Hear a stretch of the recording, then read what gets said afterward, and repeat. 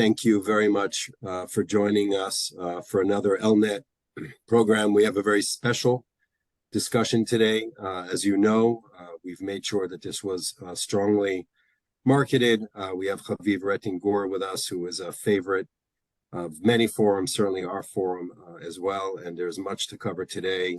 If you follow the news in Israel, you know that the hostage negotiations behind the scenes is very dramatic, and we're all waiting to see what happens next and how Israel manages the dual goals of vanquishing Hamas and also rescuing as many hostages as possible.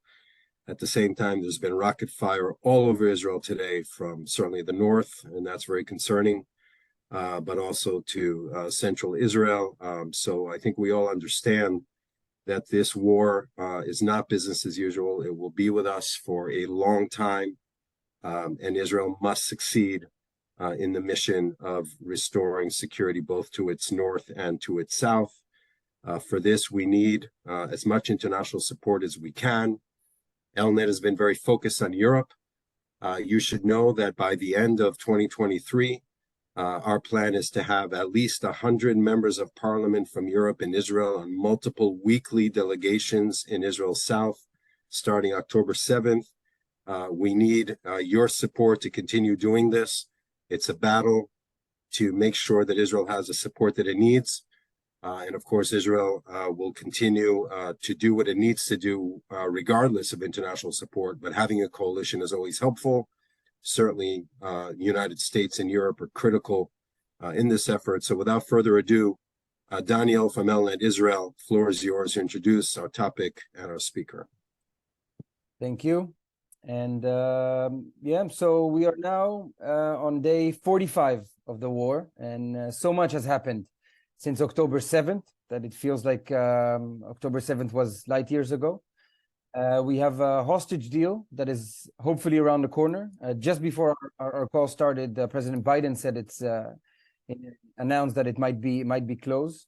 American support has been unprecedented, but also European governments have shown strong winds of support, while their streets are showing historic numbers of pushback. Here the numbers are, a quick update. We are again at 1,200 Israeli civilians that have died, 388 soldiers so far that have died, 240 hostages that we're going to discuss, and over 10,000 rockets that were fired, which is an insane number, to my opinion. And to provide a bit of context, just a small, tiny event in the big storm that we're in. As David mentioned, just a little less than an hour ago, there was a barrage of a dozen rockets that was launched towards central Israel, while a gathering of the families of the hostages with hundreds of people showing up for support. The alarms sounded at that time. Everybody took shelter. And as soon as it was safe to come back out, spontaneously the crowd stood up and started to sing the Israeli national anthem, Hatikva. This is obviously a very symbolic moment and very strong, but it's just unfortunately a drop in an ocean of events that have been occurring since October 7th. And in order to understand all of that and to talk about the future, obviously, we have with us now a recurring guest and senior Times of Israel analyst, Haviv Rettig Gur. I'm very happy to be having this conversation with you today. And I'd like for us to start with, again, the most, I think, burning topic, the hostages that that is impacting all of the aspects of this war, from the Israeli society to the global negotiations and support, and obviously the war itself, the IDF's decision-making process, and all of that is about to happen. So I would like to ask you, is the hostage issue will be the topic that will determine the outcome of this war? What is Israel willing to pay for their release? And does it go against the line that has been taken from the IDF generals and the government, that the goal of this war is to eradicate Hamas? Very good question, Daniel. First of all, thank you for having me. It's great to be here. Hello, everybody. The simple story is that it looks like they're rounding on some kind of a deal. Until now, the news, the leaks of deals have basically come from, for example, Qatar. They've been leaked from the Palestinian or the Egyptian side. And people like me have interpreted that as essentially part of Hamas's psychological torture strategy to create the family, the hostage families' pressure movement on the Israeli government to reduce the military pressure on Hamas in Gaza. Until today, the Israeli government has held to what Defense Minister Gallant said was essentially a strategy of hostages come second to the effort to destroy Hamas. And Gallant didn't explain this as, first we destroy Hamas and if the hostages die, oh well. What Gallant said was they took 240. Hostages have become so valuable to Hamas that I think the official number is 36 children are now being held by them, including young children. We have to, if we want to get them back, we have to lower their price. It's not that we have to lower their price because it helps the war effort. We won't get them back if for every hostage we release 1,100, like in the Shalit deal in 2011. And so the only thing that will get us those hostages is the military pressure. And so the military pressure continues. Israel had a simple demand on the table until now, and hasn't budged from that demand as far as I know. And that demand was a release of women and children, and without splitting families. In other words, what Hamas has done with what was it, 4 hostages they've released so far, way back early on. Hamas tried at the beginning to create an equation where every few days it releases 2 hostages to delay the ground invasion. Israel just literally completely ignored that. And the ground invasion was launched on the military timetable with no consideration of the hostages. Again, with Gallant explaining that the ground invasion will release hostages, Hamas leaking them out over many, many months or even years at that rate won't. And so the ground invasion began. And since then, Hamas has been making much larger offers and publicizing those offers to create political pressure in the Israeli street. Israel has resisted that. And it has said that unlike those 4 hostages released at the beginning, where Hamas kept family members, Hamas doesn't want to reduce the circle of families affected by the hostage crisis, by the hostage taking, because it wants as large a group as possible to be pressuring the Israeli government in order to make the Israeli government not only international pressure, hiding behind civilians, making sure civilian deaths are broadcast to the world as a way to restrain the Israeli response to October 7th, but also internally, domestically in Israel. And Israel has said we're not even having a conversation until we're talking, as long as family members remain behind. In other words, there isn't going to be a mother released but children kept behind, or children released but a mother kept behind. So that's been the Israeli argument. And then you can, the Israeli demand, and then you can, then you can have some, I don't know what, minor pause of a few days or something in the war effort in exchange for a dramatic release of hostages. It looks like right now we're talking about 5 days for 50. That's leaked multiple times from multiple sources. It's so hard to know which leaks are tactical, which leaks are trying to put pressure on the other side, which leaks aren't. The war effort continues. Not only does the war effort continue, the IDF is systematically dismantling Gaza City's underground Hamas infrastructure. It has proven capable of doing so, capable of disrupting Hamas's capacity to fight back. It has sealed well over 500 tunnel exits.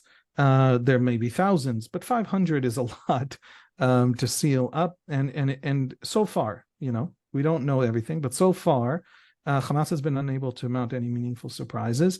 We think that the bulk of Hamas's forces have moved south to Khan Yunis, and the first serious Israeli raids by intelligence, by commandos, starting to map out the territory around Khan Yunis and to employ the same sort of surrounding strategy that we saw in Gaza City, is now being directed to southern Gaza, to Khan Yunis. That'll put a lot of humanitarian pressure on Palestinian civilians in the south because they fled the north to the south. Many of them don't have homes to go back to in the north. There's a whole, obviously after the war, there's a whole rebuilding project, which will only really be able to happen if Hamas is gone. But the IDF is nevertheless now turning to the south. It has slowly, Hamas we've been saying this for a month, but it's important to say it again. Hamas got to build the battlefield. And it built this battlefield. It spent all of Gaza's, Gaza doesn't have enough water because Hamas won't tap the underground aquifer, because all of the infrastructure resources it needed to tap that underground aquifer, it has directed to the massive tunnel project, which Hamas officials have said is several hundred kilometers under 300, 500 underground. Hamas got to build that battlefield. And now the IDF has responded by essentially trying to build the battlefield in return, by sealing up the tunnel exits in a slowly shrinking circle around Gaza City, and denying Hamas the capacity to actually use the battlefield it has sought out. Long story short, that military pressure continues, and now it looks like that's worked. In other words, from 2 a week, hopefully for years, Hamas is now talking about many, many dozens in exchange for a fairly short stop in the fighting. I think there's a majority in the Israeli government for that. The Israeli government is also pretending to be deeply divided on it. There might be disagreements between Benny Gantz and Benjamin Netanyahu on whether or not to accept a certain deal, but the broadcasting, the leaking to the political reporters of those disagreements is probably part of the negotiation, a kind of good cop, bad cop story. So what do I take away from all of that detail? What I take away from that is Gallant's strategy of military pressure in exchange will get the hostages out is so far, not the hostages aren't out yet, right? So it all could just be psychological torture. But so far it appears to be working based on what we know. And more importantly than that, the Israelis are absolutely serious that while the hostages are dear and precious, and we will get them out. It's part of our identity, and anything that happens to them, Hamas will pay for 100-fold. Not Gazan civilians, but Hamas for sure.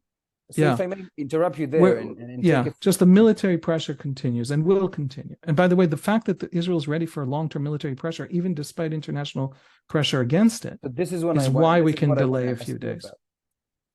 Delay of the few days, because also we've seen reports that one of the Hamas strategies is to get this deal in order to get some sort of a ceasefire, release, let's say, 50 hostages, but then with international pressure and the fact that all of this population moved south, and we've seen that the north now is unlivable, and we didn't eradicate Hamas, we've limited its capacity.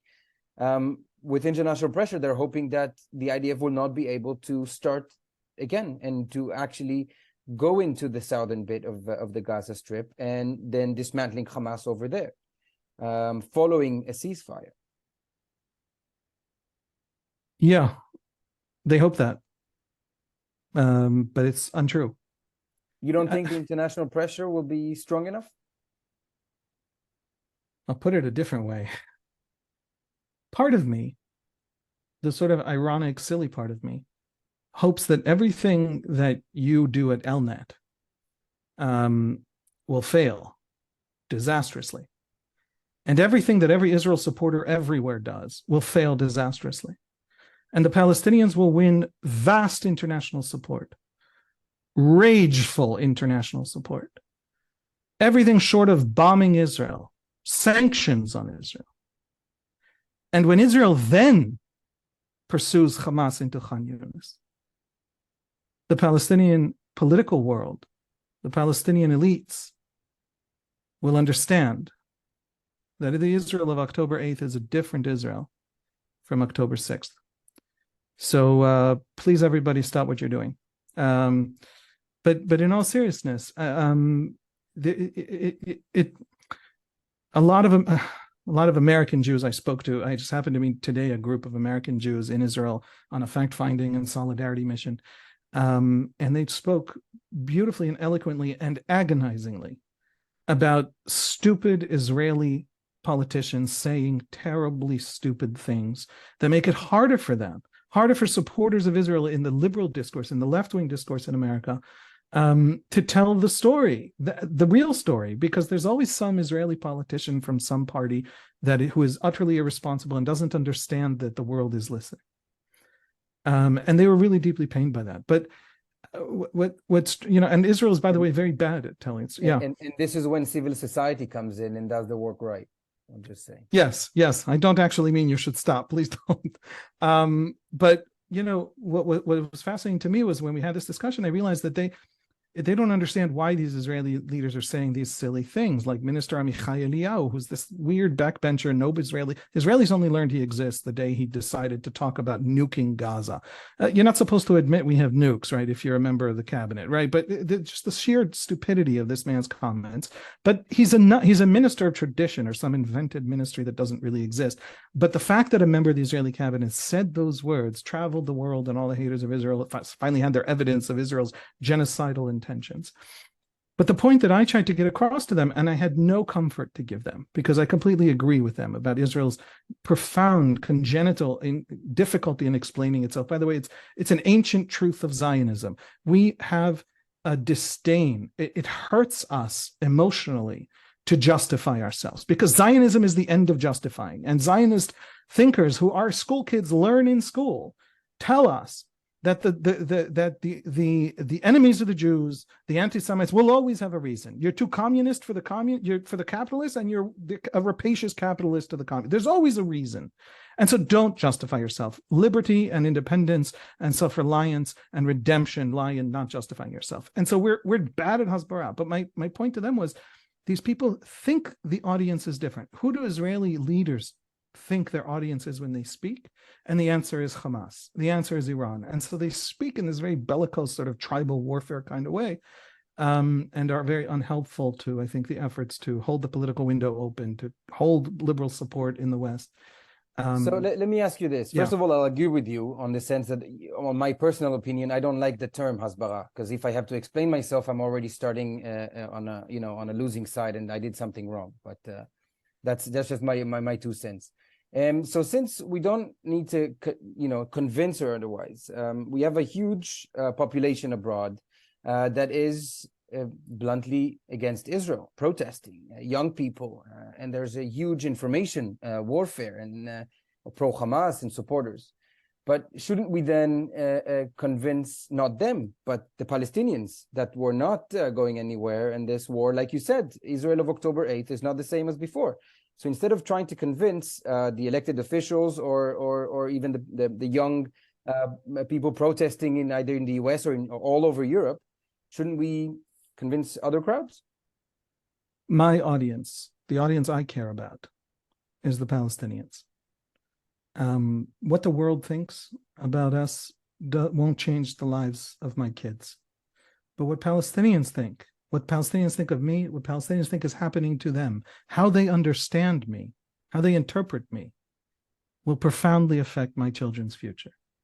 And so I do want to have that communication with the Palestinians. Right now, the only game in town, the only ideological, intellectual movement with serious cachet in the Palestinian street, in part because they murdered everybody else, is Hamas. And part of this war is demonstrating the futility of Hamas's vision. Because Hamas's vision, despite what Congresswoman Rashida Tlaib keeps trying to pretend, maybe for herself, maybe for everyone else, I don't know, Hamas's vision is a vision in which I no longer exist. Hamas belongs to the Muslim Brotherhood. Hamas has this vision of Islamic redemption and Islamic return to history and renewal and it begins with the destruction of this rebellion against God called Israel. And so Hamas has no place for me. And that has to be seen to fail. And it has to be experienced to fail. This is absolutely not a reason to be light on the trigger when it comes to civilians. And that is, I welcome questions about, well, is that bombing appropriate? Let's have that conversation. But the whole idea that you could stop before Hamas is destroyed is simply the idea that you want this war to happen again in 5 years.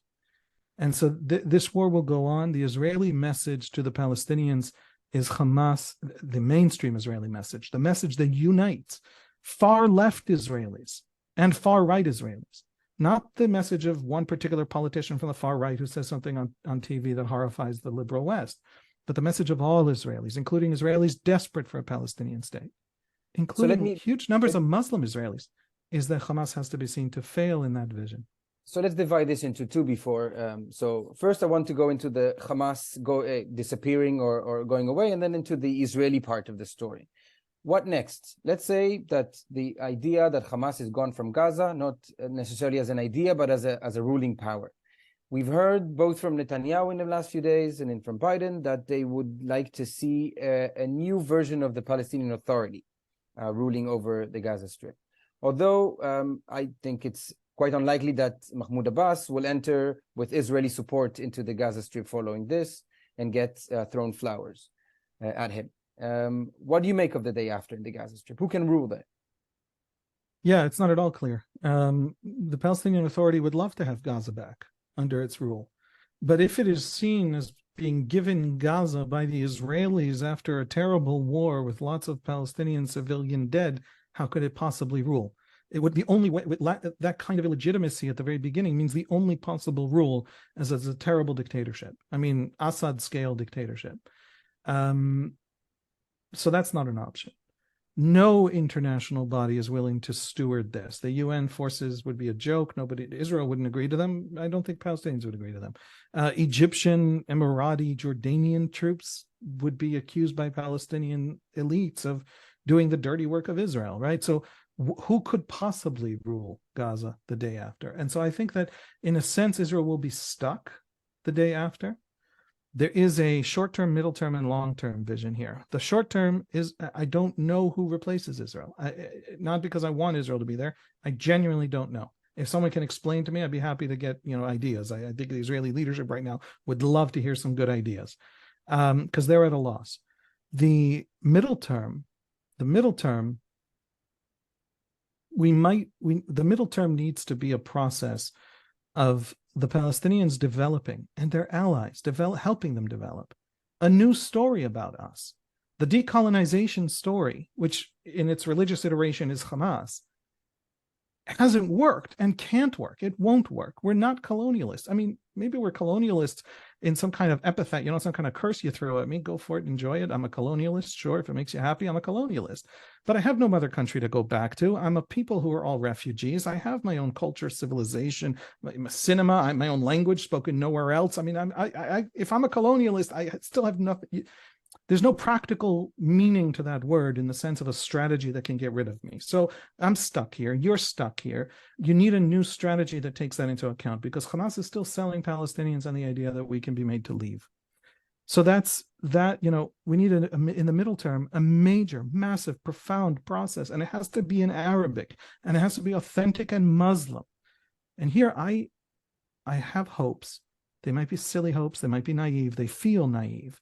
But I have hopes that the conservative Sunni world, the Saudis, the Gulf states, Egypt, Jordan, all these countries that kind of try and live between, right, cursing Israel in Arabic, having a peace process with Israel, peace with Israel in English, all of this world that doesn't really know where it stands on the Palestinians or how to swallow Israel in the Middle East, but that is deciding that it needs to or wants to, it's in its interest to, and Israel's not going, that world, that it needs to start developing a real story Palestinians can hold on to.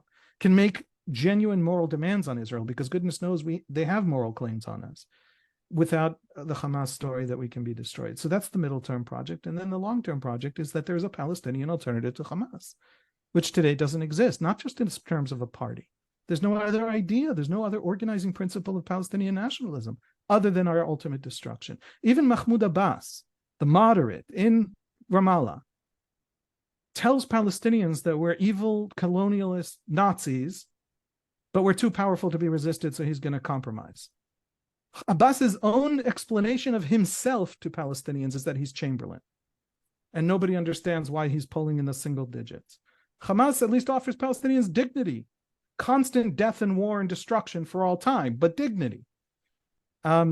So that's my answer, which is to say I have no idea, but I know what it would need to do in order to succeed, whatever that solution is.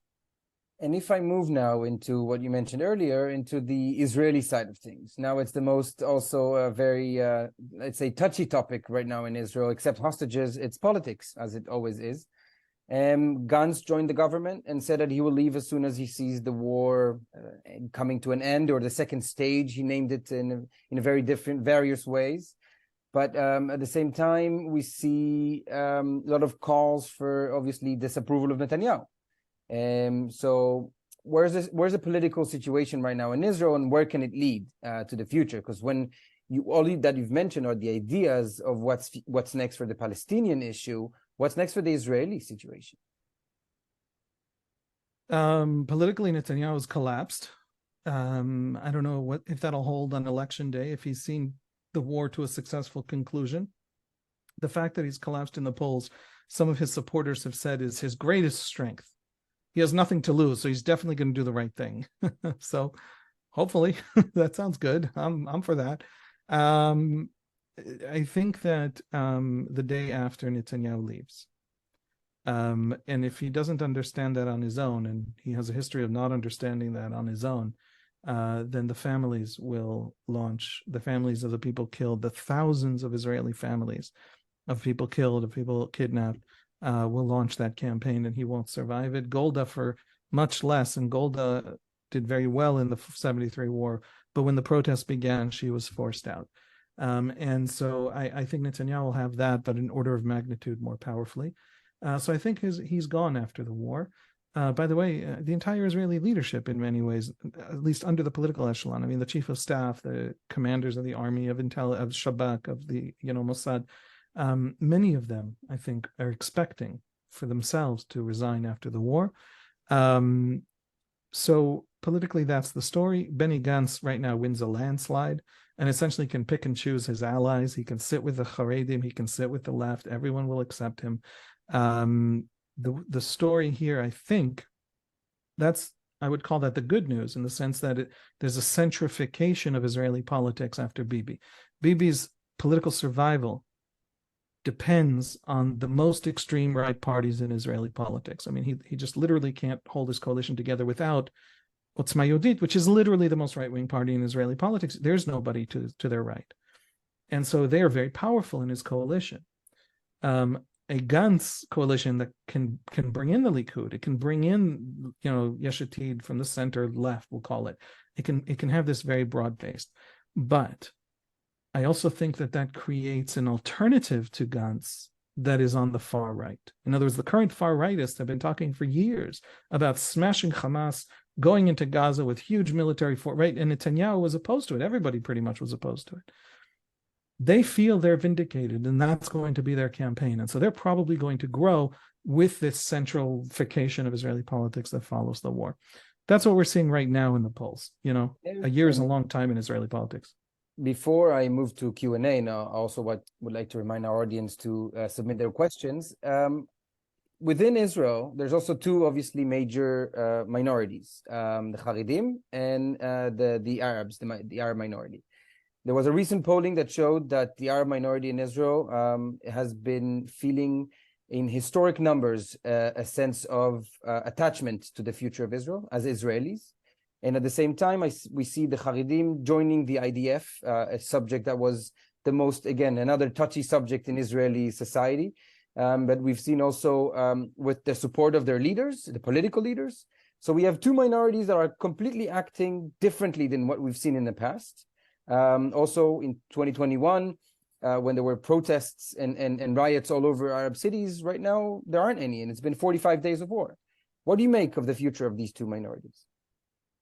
Yeah, I think it was sometime in July at the Times of Israel podcast, I threw out a thing, Israel was dividing terribly over the judicial reform, and I said, this would be a great time for Nasrallah to launch his war finally, so we all, anyway.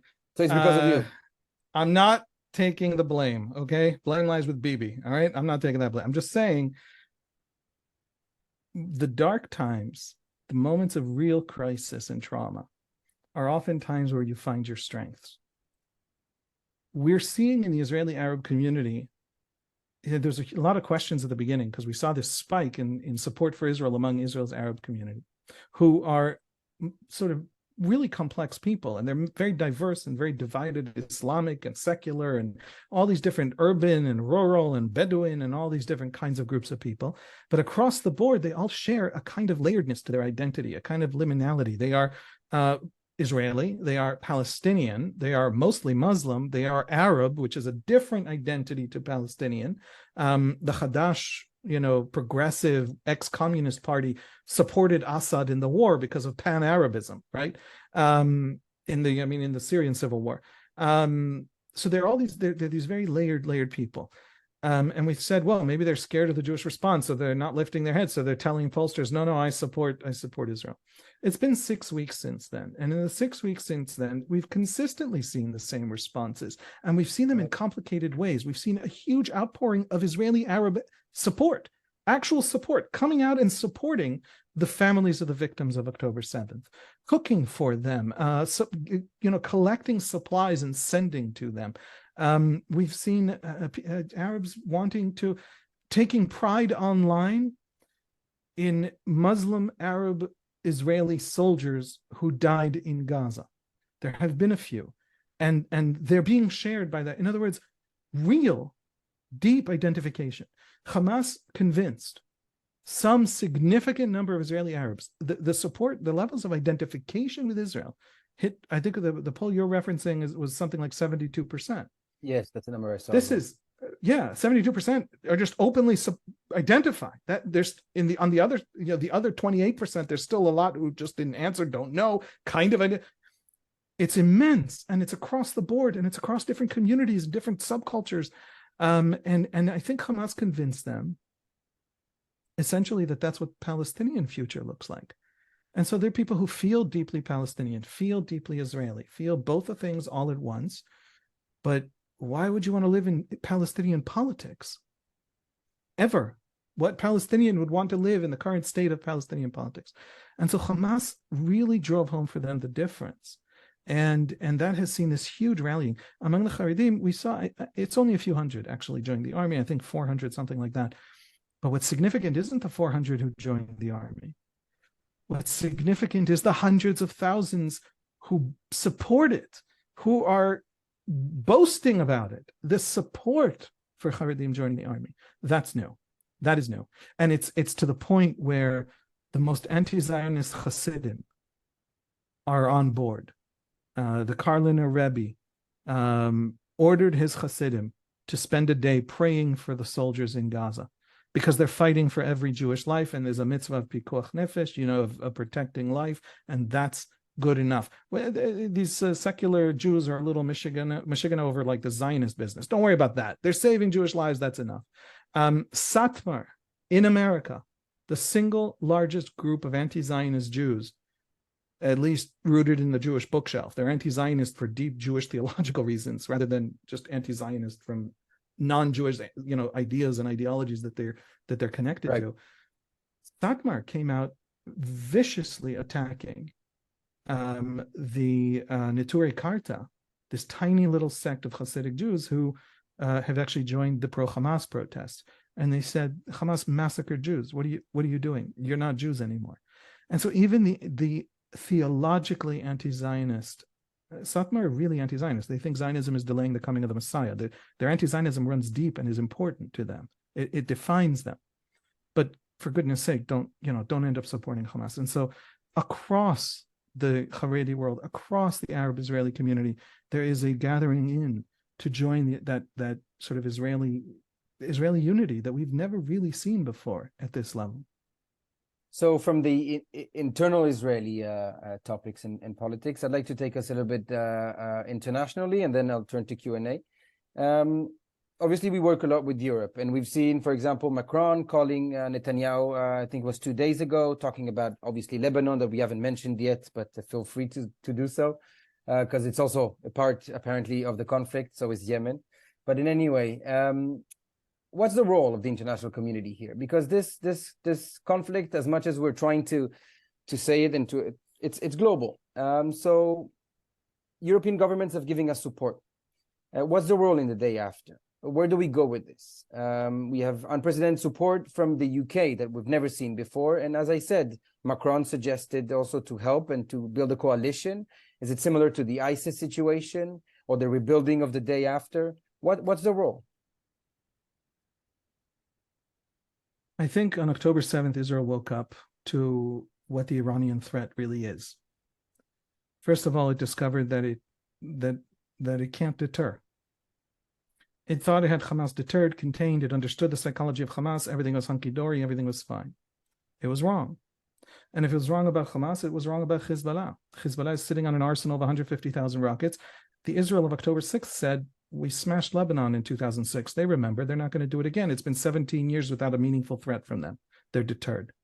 The Israel of October 8th says, they're not deterred. They're not deterred for 10 seconds. And we've seen now, the last 6 weeks of rocket fire in Lebanon, of anti-tank fire at Israeli positions from Lebanon. Hezbollah is playing with fire. Hezbollah is trapped. It wants to show that it's supporting Hamas. It doesn't want to start the war. It's a little bit frightened by this new Israel. Will this Israel stop? How far will this Israel go? How much firepower will this Israel use? And so it's being a little bit careful, but it has to show its constituents that it is supporting Hamas. So it's playing this very delicate game with fire. Well, it turns out, somebody crunched the numbers today, it turns out that the attacks, the sirens going off in the north, spike on the weekend, Saturday and Sunday. And 6 weeks straight, there's a spike each weekend. To me, that looks like Hamas, exactly what Hamas did in the run-up to the attack, right? In the run-up to the attack, Hamas did 10 times or so a pretend rush at the border that was then just not, just people had arrived at the border and went back home. And the Israelis on October 7th thought that's what they were watching at the beginning, that it was another one of these Hamas playing games. You play the game a few times to get the Israelis to calm down, and then one time it's for real. The Israeli high command today assumes that it's for real. In other words, it's expecting that Hezbollah war. I'll say more than that. If those rockets are going to be used, let that war come now and not in 10 years where there's twice as many. In other words, the Israelis this new Israel wants that war in Lebanon. And it wants to face down the militias in Syria that are launching rockets now and the massive Hezbollah infrastructure on the Syrian side of the Golan. And it wants to face Iran head on, because everything they are building will be used. And that's a whole new game. It's a whole new Middle East. And that waking up... If I can get a yes or no answer from you, this war will not end until Hezbollah is deterred? I think Israel's in a very long game. It has launched a very large war. If you check back with us in 2 years and look at the enlistment numbers, you will discover a larger IDF. Not a massive call-up of reservists, but a standing IDF that is much larger. And it will be an IDF that will already be experienced in warfare in Lebanon. Yes. And it would be very convenient for Israel.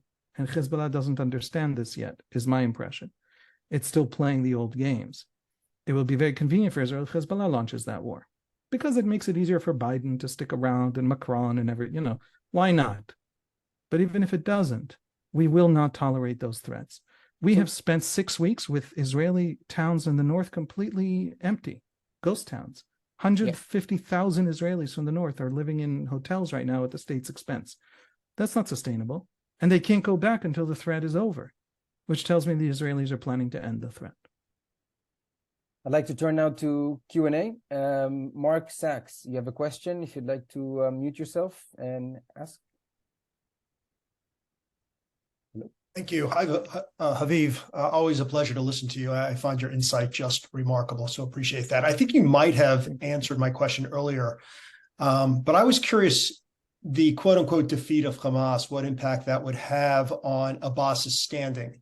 Would that give courage to perhaps more moderate Palestinians to say, Hamas no longer, we can't deal with Abbas anymore, perhaps we now have the courage to do something?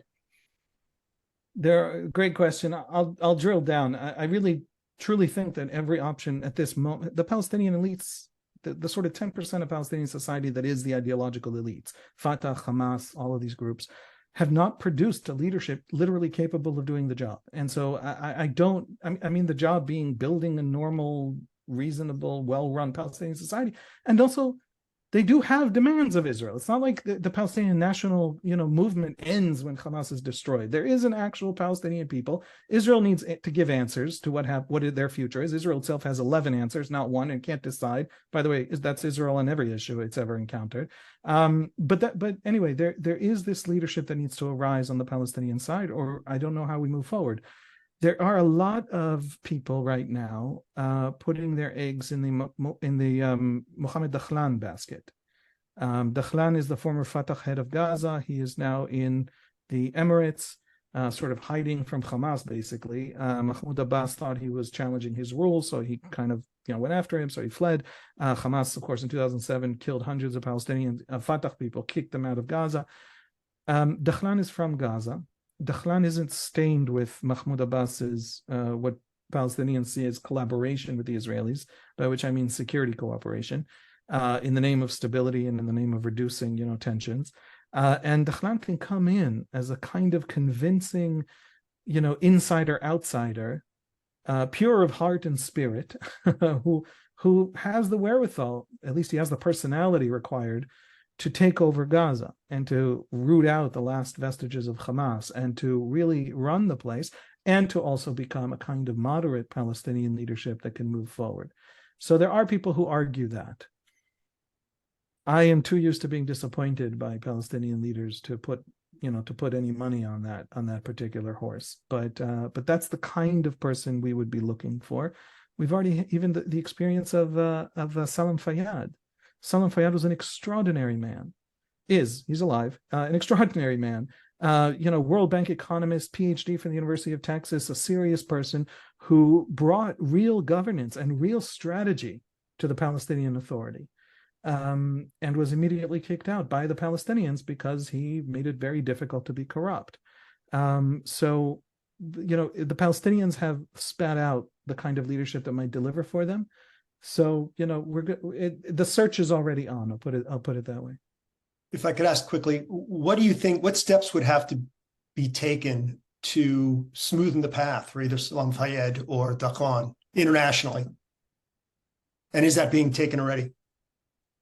Yeah, nothing matters unless Hamas is seen to be demolished, to the point where alternatives to Hamas feel safe to raise their heads. Even if Hamas as an organization is destroyed, even if Israel kills every single one of the 40,000 members of Hamas's armed forces, even if that happens, the next person to rise up who is seen by the Palestinian street as an Israel collaborator because Israel helps them along to rise to power in Gaza will be assassinated instantly. And so there has to be a game here. In other words, whoever replaces Hamas has to be an enemy of Israel who can do business with Israel. I don't know how to play that game. I don't know if there is a Palestinian leader who can play that game, but that's the game that needs to be played the day after. Thank you.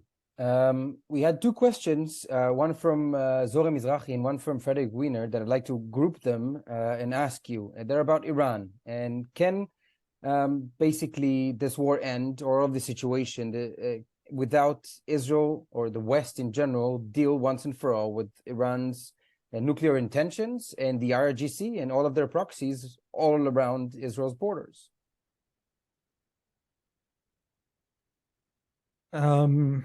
It's the short answer is I don't know. I don't know if Israel has the capacity in an all-out war where it's willing to pay any price to destroy the Iranian nuclear program. I just don't know physically if it can do it.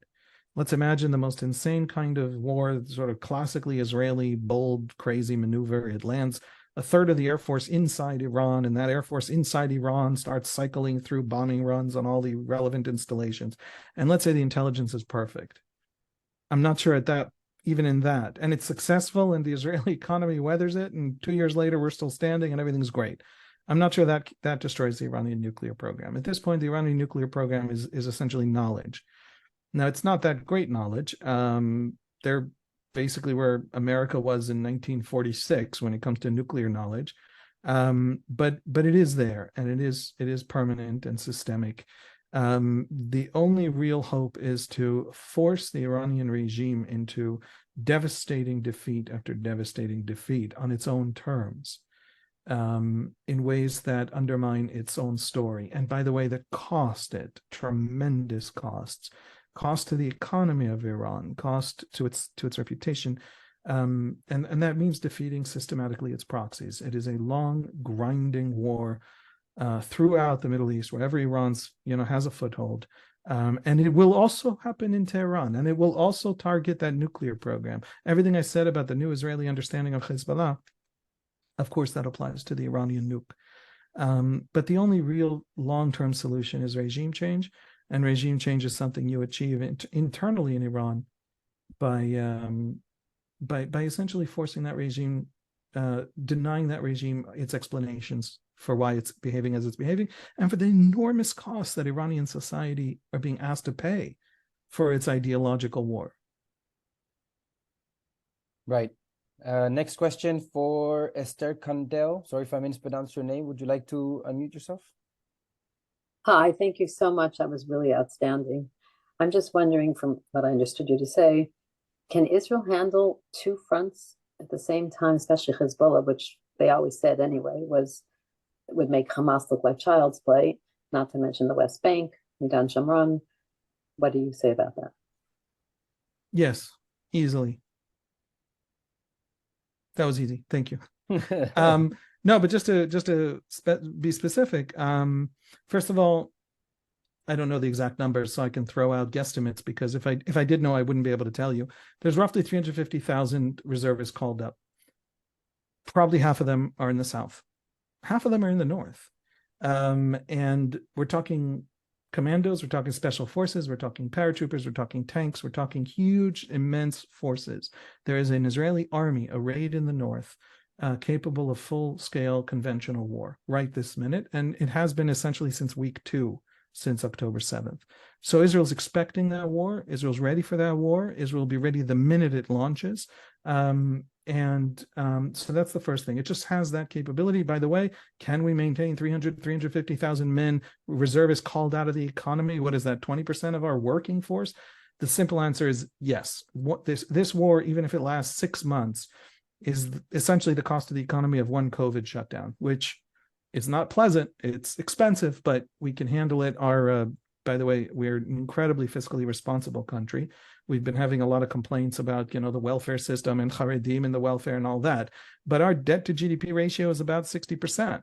I think America is 110%. In other words, we are a fiscally responsible country, and we have that credit line, and we can afford it. So the simple answer is yes. There's one really important nuance.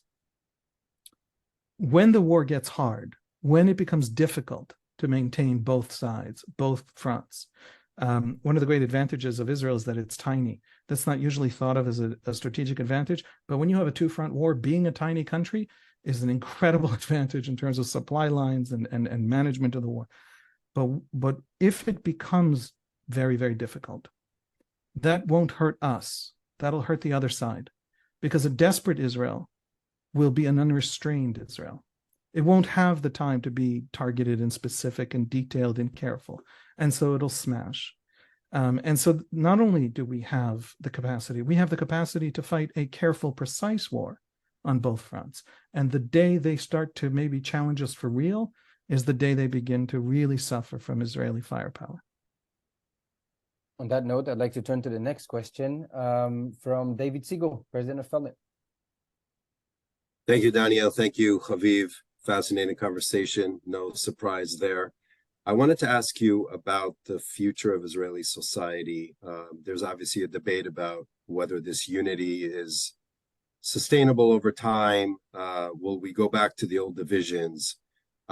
Maybe a little bit more about the civilian side of Israel. So we talked a lot about the national security side and how we should expect the new Israel, the changed Israel, to be tough with its neighborhood as it should. What about Israeli society, the future of the Israeli economy? And I want to think again about the role of Europe here, since it's Israel's largest market, both for exports and imports. It's right there. It's affected more or less by the same forces. They also face Islamic radicalism there. Do you see a future in which the Europeans work with a renewed Israel to, turn around, change the circumstances that we're facing right now? Let me say first about Europe and then about Israeli society. My sense is, and it's not just my sense, it's the kind of stuff you hear Israeli officials saying, is that the European Union is a union. It does exist as a union. It wants to function as a union, and we want to have a relationship with it as a union. But it's not a union that is unanimous on issues. There are different parts to Europe, and they have profoundly different interests. And so there are parts of Europe that are deeply upset with Israel, that the Irish political world, for example, sees Israel as everything that's wrong with, modern ethno-nationalist politics. And we Irish, we've overcome everything, and so we know better.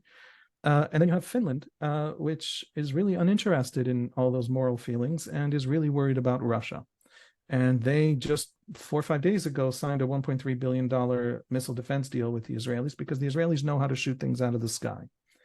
And so I think that we perceive, and that's, by the way, without getting into the sort of huge gap, with Hungary, for example, on how to handle immigration and the question of Islam in Europe and all of those big debates that every single person on this call, I think, knows better than I do. So I'm going to leave that there. But there is culturally, not just strategically, a huge spectrum within Europe. And so I think Israel will always be useful, deeply useful, strategically and critically useful to a significant portion of Europe. And I hope it'll also be considered a friend by the rest. That's about Europe. The question of Israeli society, look, in January, before the judicial reform had divided our society in ways we had never seen before, and before this war, the UN published its happiness index. And the happiness index showed that Israel is the 4th happiest country in the world. And that is a surprising finding, considering how much Israelis complain, but also considering how much the GDP per capita of the 3 countries ahead of it, which are all Scandinavian and all had a GDP per capita about 30% higher than Israelis. Israel's incredible happiness, and Israelis report this happiness. And by the way, the single happiest group within Israel are the Haredim, or the ultra-Orthodox. Israel's happiness is a question of what sociologists call social capital. Across the West, especially the United States, but not only, Canada is catching up, France, Britain, the way the economies of these countries work, the size of these countries, the open borders of these countries mean that we are living through the single most mobile period in the history of humanity. The average American leaves their county, moves out of their county, something like every 5 years. And so people are constantly moving. Families are distant. People don't see each other all that often. People rarely in the West today, there's immense studies on this, know their neighbors. Israeli society, probably because it's Arab, it is in social assumptions very Middle Eastern.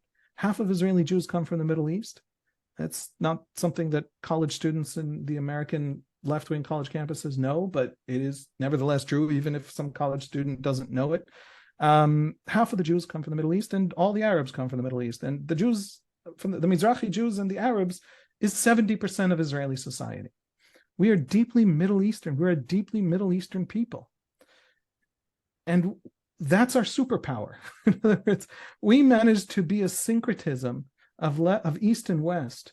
I don't even know how we did it. We certainly didn't plan it. So it's not that we're that clever. There's some thing that happened to us, that merger of East and West in Aliyah. Maybe it was the unifying sort of, the whole sort of Zionist coming together, everybody learning Hebrew, creating that single nation out of this diverse diaspora that somehow allowed us to take the best of each instead of, for example, the worst of each, which is also a possible outcome. But in fact, we have strong families. We're the only nation in the West with a rising birth rate. That is not just Haredim. That is secular Jewish Israeli high-tech entrepreneurs are averaging more kids than any of their contemporaries in any other developed country. By the way, also most undeveloped countries. And so we have large families. They live very close, if only because we have no open borders. And we have a very, very tremendous amount of social capital. You saw that. This war began on October 7th, or the Israeli side of the war began on October 8th, let's say. And 2 things happened immediately to my family. 2 brothers-in-law of mine got called up. One is in the Armored Corps and one is a paratrooper. The paratrooper's wife was 8 months pregnant. 7 days ago, she gave birth. This is their first child. She has needed some place to live because she was alone in this new town. They had just moved to a new place. They didn't know the people yet. So she moved in with us. But I got 4 little kids, and she's an 8-month pregnant woman. So she doesn't, excuse me, everybody, for getting personal, but this is every family in Israel. There isn't a family that didn't go through what I went through. She didn't want to share a bathroom with 3 little boys with bad aim. And so my neighbor came to us unbidden and said that they'll get their teenager out of the upstairs bedroom, and she will get the upstairs bedroom with her own bathroom. And she lived there for a month. And now when the new father was given, because she was in hospital in labor last week, he got his days moved up that he could get out. And the 2 guys after him in line to get out to see their families from the front gave up their time for him. And so he was out 8 days, 9 days to be with his little girl. And he got there a few hours before she was born. So everyone in Israel is there and is supporting and is helping. I have one neighbor who is a child therapist and has been in the hotels with the families of children who had watched the massacres. I have another neighbor who's a cop who has spent 5 days identifying the bodies, hundreds of bodies, and working up the crime scene investigation workup on each and every single body to know how each one died. And so all Israeli society came to, and by the way, we made for them, pecan pies just to help them through it. Everybody is there for everybody, and it's crossing the boundaries. Drew's grandmothers have been famous on Israeli Twitter for establishing kitchens to feed the soldiers at the front. And by the way, everybody's dying together. I think the Druze community, out of 66 soldiers killed in the war, I think 6 of them are Druze, and everybody knows it. Haviv, this comes back to what I told you just before we started the call, and I think this will be a good way to finish it as well. Is like last time you hopped on one of our calls, we discussed the judicial overhaul, and we thought that was going to be the biggest crisis Israel has ever seen, and the society has completely divided. And now we see the society completely resilient, but facing one of the biggest crises of our history. So let's hope that next time we discuss, we'll talk about peace in the Middle East. Let's agree to that. If that's okay. I think what we have learned in the last month is going to stick with us for a long time. Just one last point. Then we need to close. Yes, I apologize, everyone. I'll finish with this. What divided us over the last 10 years that built up to the judicial reform divide is happening to every democracy. It's happening in America and in France and in Britain and in Germany and every democracy. It's part of modern life. It's part of the social media algorithms. It's part of an epidemic of loneliness throughout the world that is also driving people online and driving people into echo chambers of increasing radicalization. It's happening to every political system. And Israel's been subject to it, and Israel suffered from it. But the Israeli capacity to unite and respond, that fighting back from deep within Israeli society against those centrifugal forces driving society apart, that is an Israeli superpower that I think we have understood now. I know that we're going to go back to nasty politics the day after. Netanyahu's whole survival campaign is going to begin the day after. Right. We're not going to go back to forgetting what we have seen in this war. Haviv,